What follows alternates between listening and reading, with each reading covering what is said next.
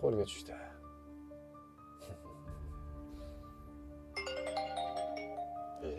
O'zlari yo'q. Ha, Diyora. Yaxshi, rahmat. Kelaver.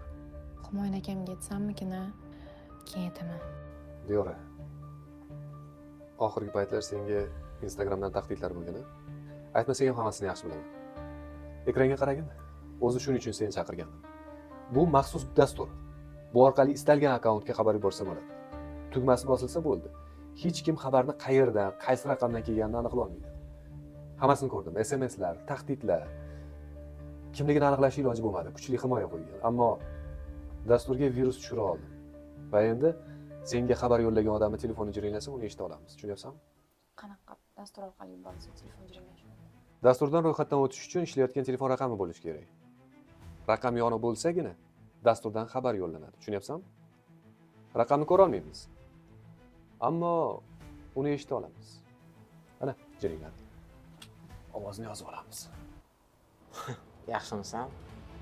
Xizmat haqingni kartaga tashladim. Молодец, Dilnoz. Ota-ona, sendan shubhalanmaydi. Olishga uloqtirdim. Yaxshilab eshit. Bilasan-ku. Nimaga naf qilding? Prinsip sabab. Bilasan, Diyora bilan bir-birimizni yoqtirardik. Rahmatli akasi sabab hammasi tugagan. O'sha paytda akasiga qo'shilib meni kamsitganda, kulganda.